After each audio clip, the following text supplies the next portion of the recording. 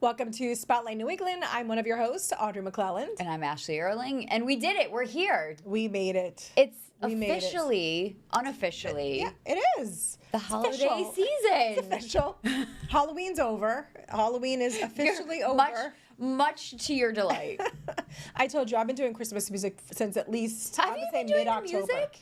Literally, if I brought up my phone right now, I'd show you my last 3 playlists. They're all Christmas music. Yeah. Full out Christmas music. But like in your car right now, if you're driving around, are you full out listening to Christmas music? And I am full out listening to Christmas music. I didn't know it was that deep already. Oh yeah, I love it. Because I'm like up there with you, but like I'm not ready to go full out because I just feel like there's not enough songs. Even last night I was in the shower and I had it blaring. Did you really? Even like my son Benjamin was knocking. He's like, "Mom, can you turn it down just like a little bit?" They're not ready yet. No, where I'm like ready. All in, full in. Love it. So I've been gently laying the groundwork of trying to figure out when I can get away with getting a tree up in our house. When do you think you can? I'm not sure. So here's the thing. I do think we're going to get a real tree, which I'm happy about. Right. But you also can't have a real tree up for as long as you can have a fake tree up. No, you can't. No. So there is that delicate balance too. But yes. I don't want to wait till after Thanksgiving. I don't blame you. I feel like that feels too late. I don't blame you. And last year when we went to look for trees, I don't remember when we went, but I want to say it was somewhere around right after Thanksgiving. Yeah. And a lot of trees were already gone. So you haven't already gone to like a farm and picked yours, so to speak? No. I think that kind of starts now-ish. Okay. And then you go back and you cut it down when it's closer. But like you haven't done that in so long. I don't want to wait. Like I just want to. So maybe like I could start decorating the mantle and like stuff like that, get the other stuff up and like have all of that ready for when the real tree comes. Well, normally my husband is not really like into decorating early, but even this weekend on Saturday, he goes, "Did you check your text that I just sent you?" I pull up my text and it's, I thought he sent the wrong thing. It was an Amazon link to like beautiful garland. Oh, okay. And I'm like, "Did you mean to send this?" You're like, "Are you like messing with me?" He's like, "Well, I felt like, the stuff that I've had for years probably needs to be refreshed a little bit." Oh, okay. He said, "So this looks real." He goes, "And I just wanted to see if you liked it." I was like, "I like any garland." That's amazing. Buy it all. That must have And he ordered really it and good. it came yesterday. I'm sure we're going to talk much more about decorating as the season goes on, but we already did start to get into the spirit because we went to go visit Wright's Dairy Farm last week, which was so much fun. I mean, who doesn't love Wright's Dairy Farm to begin with? And it doesn't matter the time of year. But they took us through, and it was a little bit of a rainy day. So I will say we were outside, but we were looking at the cows. We got to see them. Look at that little baby cow. And we got to learn about the process of how they make the milk. Yeah, look at that. I mean, that was under one of the, they stay there all year, right, in that area. And it's cool because they actually get fed on repeat. And this is inside. Yeah, like so the bakery then is. What was cool is that they kind of took us through the process of like, okay, here's how we get the milk and how that all works. But then it goes right from that to making all of these amazing, delicious things that was butter, with the milk. So he literally, I just whipped out my phone. Heaven. He started buttering the top of those. But they gave us a preview of some of their like holiday pies and cookies. We have been eating the cookies at my house. These cookies. Look at these cookies. That one on the left was my favorite. Which one? That vanilla one. The first one? Passed over. Yeah, I didn't even have that one. I think Josh had that one. Good. I had like every other one. We've been eating them in my house all weekend because I brought a box home. Yep. Because they gave us like a Christmas cookie preview. Yes. Oh, they are all good. So good. Did you get the ones on the those are the ones that the almond ones? The almond ones? Yes. Oh my God, they were so good. So it was like a rainy day, but we did get to visit the cows, which was fun, and see how the whole process works. And they make the ice cream as well. Right there. So what's cool about that, they were kind of explaining to us, is that like if there is an excess of milk, the ice cream helps so that they can, obviously you freeze ice cream, so that they can like use all the milk. All the milk. It's so incredible. That's why they started coming out with all the different flavors of milk as well, to use all the milk, because they actually do produce so much milk there, and they've been doing it since. I mean, I think that the woman we are speaking with, who is the current generation at the helm, her mom and grandma like they were the ones that really took and the so bakery piece. they kind of made the bakery part of it bigger in like the 70s and 80s. Yeah. Was that what? Yes, that's what she said. And it was cool because I had said to her, I'm like, oh my God, this must be such how amazing to kind of take a step back and see what your family built. Yeah. And she said, you know, I built it right along with them. She goes, I remember being a kid and in the kitchen and stirring the pudding that my mom was going to give out and the whipped cream. And she's kind of passed it on now. Her daughter's involved. Her daughter's there, So and her daughter is a really cool family extremely legacy. passionate about it too, and really making sure that the farm continues on like progressing, right? As far as the equipment that they use, staying up to date, staying super clean, being like cutting edge and efficient, and all of that. So it was really cool to see, and I cannot wait to go back. Oh my God! And get more. And we love whole milk, and I forget exactly what she said, but they had more fat. Basically, there was more fat in it, so it tasted better. Yes. But it was like sweeter. That stuck with me too. So like it tastes better. It tastes better because they have like more fat. I told my kids that. I'm like, we're going to Wrights. I was like, it's all I've been thinking about it all weekend. And Matt drank the eggnog in like Did he drink it already? I still have it in there because I was like, maybe I'll put it in my coffee or something, and I didn't do it yet. And we just had the best time, clearly. I can't wait to go back. Yeah, we should have her in because she like the legacy that she has been part of was so interesting to learn. It was so interesting and just like always such a great time if you go there. But their holiday order is actually going to be opening soon. So just keep that top of mind. Get them in. Yeah. And stick around because we have a special guest coming up next on Spotlight New England. Welcome back to Spotlight New England. Our next guest, well, it's a face that you've definitely seen on TV right over here at our home base, WPRI. We have the one and only Erica Ricci with us today, and we just wanted to chat with you, Erica, because Ashley and I have shown some of your stories here on Spotlight New England, and we were just saying before we came on air, you're an incredible reporter, an incredible journalist. You just connect with whomever you're speaking with so easily, and we just want to learn more about you. Oh, who am I supposed to pay afterward for all those beautiful words? We'll find someone. Guys, that was so sweet. Thank you. I love what I do. It's what I've always wanted to do is the fun thing, right? To be able to live your dream is so fun. Yeah. So ever since I was little, every home video, I've got a hairbrush in my hand. Do you really? Yeah. And I'm reporting on something from somewhere. If it's snowing outside, I'm out there at like 8 years old, you know, with my little hairbrush. So to do it in real life now is just phenomenal. I love that. You know, growing up, I always thought I wanted to do this because I wanted to be on TV, and I thought it was glamorous. I loved the audience, the stage, right? Just being honest and vain and vulnerable, right? But as I got into the profession a little bit more, I realized how much I love people and love their stories. And I realized everybody has a story.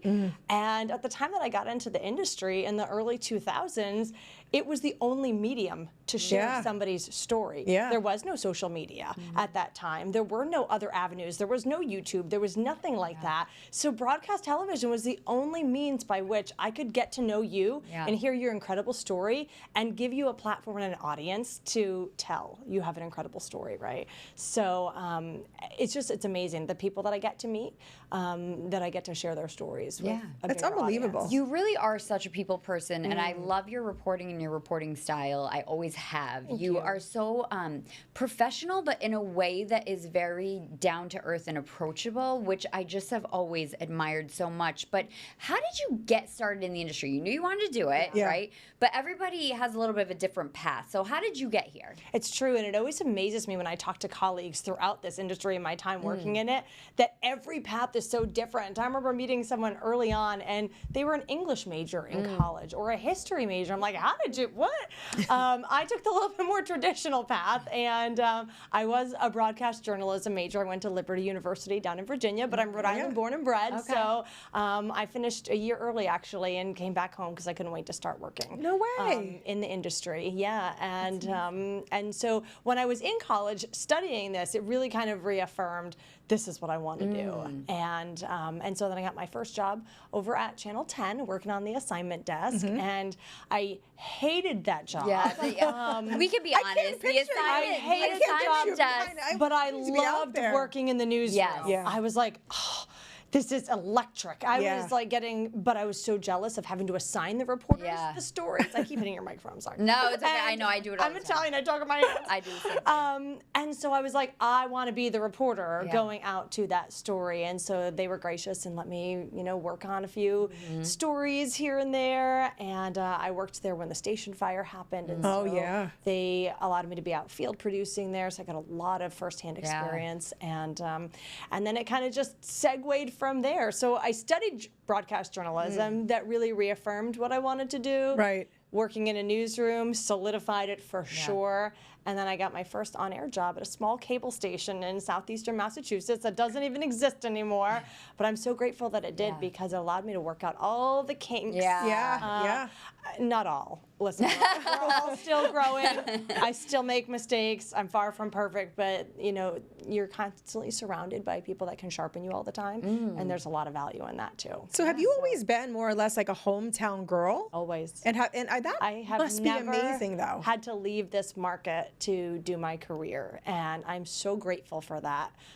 It's such a blessing because it's so rare in this industry. You hear all the stories, and I was terrified. I remember being in college and going to one of my advisors and having like a panic moment, be like, how am I going to do this career and still be close to my family and raise a family someday? How am I going to do all these things? I don't want to move to Podunk, Iowa and have to do these things, you know? And he was very reassuring that there are lots of different avenues and means, and I really feel that God's blessings were on this career because I was able to do my entire career between here and Boston. That's unbelievable. So it is. I never had to leave Rhode Island. I never had to leave. Rare that happens in this industry. And I think we work at a station where actually we do have the opportunity. We see it that there's a little bit less turnover. I think here. I don't know if it's just people love being here in New England, or we have some great stories to tell. But we have incredible stories to tell. I think that like once people kind of land in this general area. You don't really want to leave. Well, and the thing is, too, we joke about it all the time. When there's a national headline, look really close because there is always a New England tie. More specifically, it traces back to Rhode Island somehow. Some way. And probably Cranston. Always. And it just blows my mind that it never fails. Huge story that every station is covering nationwide, and there's some kind of connection to this area. But listen, I love this place. This is home. And there's no place, I love what I do, but I've always said, I don't know that I'd want to do it if I couldn't do it at home. Because I just feel so intimately acquainted with this area, and I feel like there's a lot of good stuff to tell here. Look, there's also a lot of important information to be able to share here, and so I'm grateful to have the opportunity to do that as well, keep our viewers informed on things that matter to them, that affect them, but really when I get the opportunities to tell good stories that above informing people have the ability to lift their spirit, I really enjoy that. That's probably my bread and butter and what drives my passion the most. What do you look for in a story? So for people who don't know, a lot of times you will get assigned a story, especially like a day of one, something obviously very urgent and informational, but you sometimes have time to seek out a story on your own. What is it that you kind of look for in a story? What is it that pulls you into something? Yeah, something that's going to change the narrative of what people believe about the news. 9 times out of 10, and I don't know if you ladies experience this when you tell people where you work, but when I share with people what I do and where I work, and they say, "Oh, I'm sorry, I don't watch the news. It's too negative." Yes, I do and hear that. I hear that a lot. And listen, we have a lot of great viewers, but a lot of people are just inundated with negativity in a lot of fashions and mediums. And unfortunately, a lot of what we cover is negative, but a lot is not. And that's what piques my interest. When I see a press release come across, when I see a story headline somewhere that I know would be something uplifting to the person at home who's watching it, to the person in the waiting room of a doctor's office who might be watching it, when I know there's someone that might turn on the app and be looking to see what's happening, and there's a story there that's going to make them smile, make them be a little bit more hopeful than they were prior to watching it.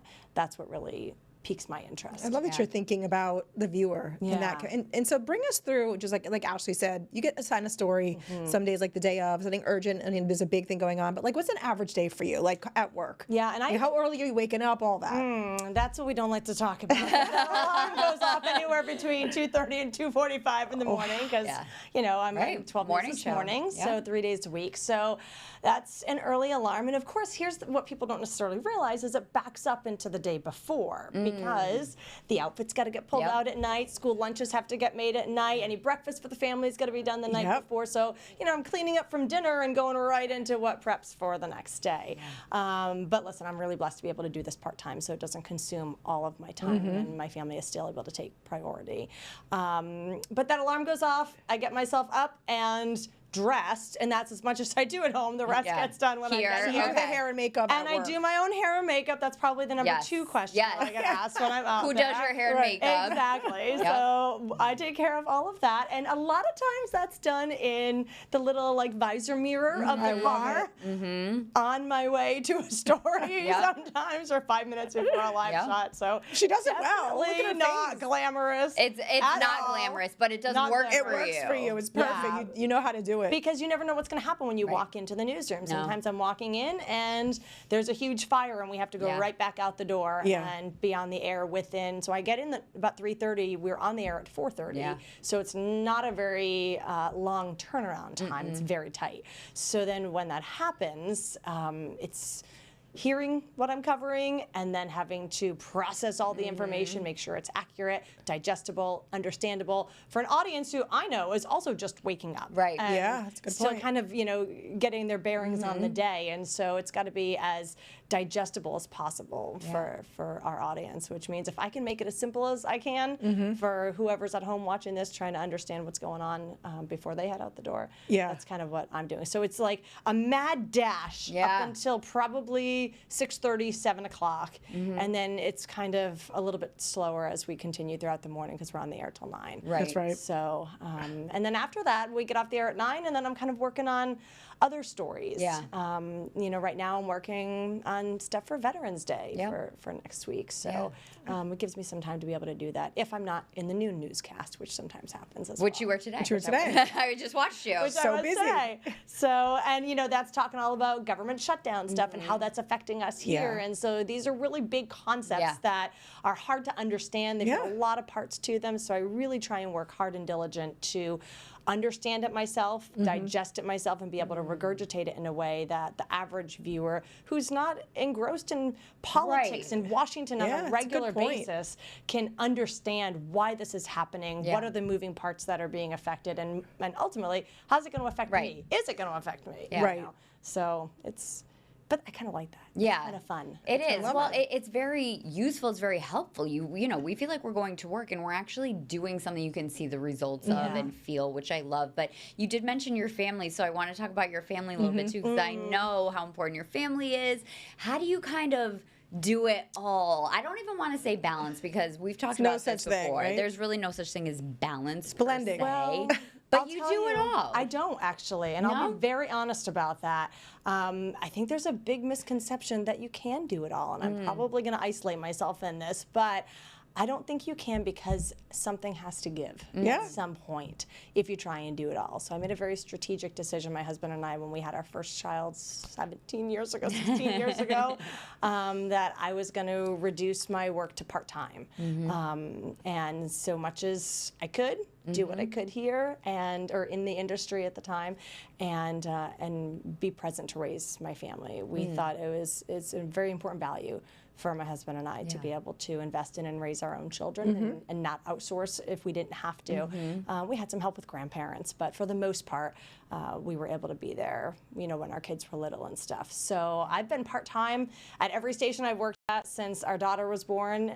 So she's 16 and a half now, and then we've got a 13-year-old son and a 10-year-old son as well. So I'm only here a couple of days a week and in the morning, so all I'm missing is them getting off to school. That's it, right. And then I'm home by lunchtime or so. Well, I mean, I say home, I'm out of here, but then we're going food shopping. Right. The laundry everything else that and then needs it's to get the done. pickup and stuff after school, and it's the sports games, and you know, it's all that kind of stuff. But I'm really grateful that I don't have to miss any of of that. It's and true. sacrifice on that end, because something will have to give. Yeah. There's only so much that a single person can do, and most of the times the employer doesn't let it be the work that can suffer, because you're replaceable here, but you're not replaceable at home. Yeah, so it's a good way to put it. I've tried to make that our priority. But to answer your question in a roundabout way, setting values early on was really helpful for my husband and I, because then everything else filters through those values. Right. And it makes the decision-making process a lot easier. That's a really great point. I know, that's a Because great way I to don't put think it. people, always do that. Yeah. Especially if you know, are entering a relationship and you kind of already have a career. Yeah, You know, absolutely. sometimes you don't always think of those things either. So I think that's like a great tip for people, to be able to be like, what is it that actually is important? Yeah, what matters, right? Yeah. What at the end of the day, what matters? Yeah. I And love listen, that requires making hard choices. Yeah. It was yeah, not nothing's easy. I'm sure for you. Yeah, Not easy. I was just hitting my stride in my career. And, then we were expecting and we were excited, but course. I knew, based on the values that we had set and the decisions that we made prior, what that was going to mean. And so it was hard to take that step back. But I would have never made any other decision. Yeah, and you still, that. I still feel like, I know you're part-time, but I still feel like I you're- see you you're all on the time.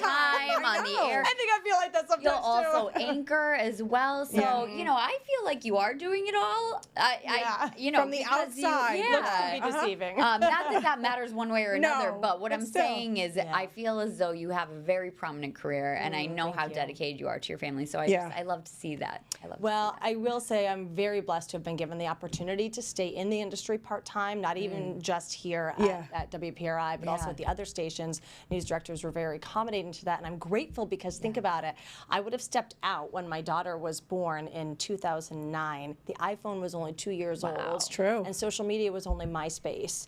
If I had stepped out and then tried to step back in now, this would have been a whole Right. other world, Yeah. right? Yeah. I would have not been adept So to much step has back into the industry. Yeah. So I'm grateful that I was able to keep a foot in the door so I could make some of the changes. Now, just a little reluctantly, because I'm not familiar with all of this, but to be able to navigate the way that the times and the communications and the distribution of information has changed in the last 16 years alone. I'm grateful that I've had the opportunity to do that. That's a good point. Well, I think it shows how amazing you are that you are able to do that, that the stations let you do that. Yeah. Because not a lot of people would if you weren't where they wanted you to be. So we just love chit-chatting with you today. Thanks for being here. so fun. So great to get to know you better like this. Yeah. I Awesome. agree. This is a great time to just have some girl talk. Yeah. Oh, I love it. And stick around. We have more to come on Spotlight New England. New England. And Audrey, let me tell you. Yes. I was at an event. Not just an yesterday. event. It was She looked back. It was an event. We go to a lot of things, We and do. I love going. I know you do too. We love being like a part of the community and just like meeting as many people as we can, as many businesses as we can. Just like getting to know people. That's like really why we wanted to do this show as well. Totally. So Get it's out really there. fun to go to all these things that we get invited to. And we're fortunate to. But the one I went to yesterday was like a little over the top. It was an event. I have to say it was Lean a little back. over the top. So it was called the Bevy Market. Yeah. Okay.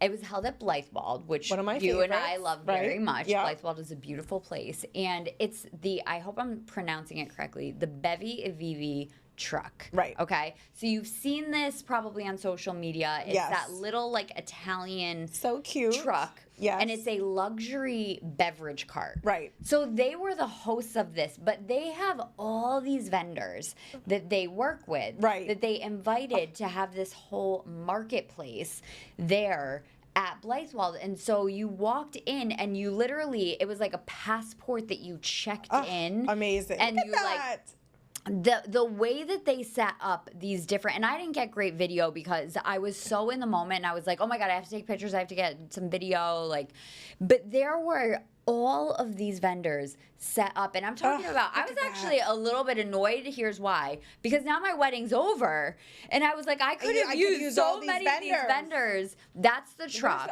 Bevy it is the Vivi. cutest It's little so thing cute. ever. So they do different, obviously, if you go to an event, you can pick the different beverages that they'll have. Yup. You know, alcoholic or non-alcoholic. There's our friend Laura, from Butts and Bites and City List. All of the who's who were I was there. gonna say, look We at Make this. Pretend was there with their statues. It was And some you of had the a beautiful day. There was a live artist. There was a calligrapher. There was excellent food. There was like a all up and down the driveway coming all up and down the driveway. Beautiful. They sent a mood board ahead of the thing. So you had an idea. So you had an idea of what to wear. It was so cool, and it was my first kind of experience with some of those vendors. So it was great to meet some new and you folks. Loved it. Some new folks out there yesterday. Love it. So I just wanted to share that because we have such a wealth here in Rhode Island. We really do. Really do. Well, thank you for joining us today on Spotlight New England. We will see you next time.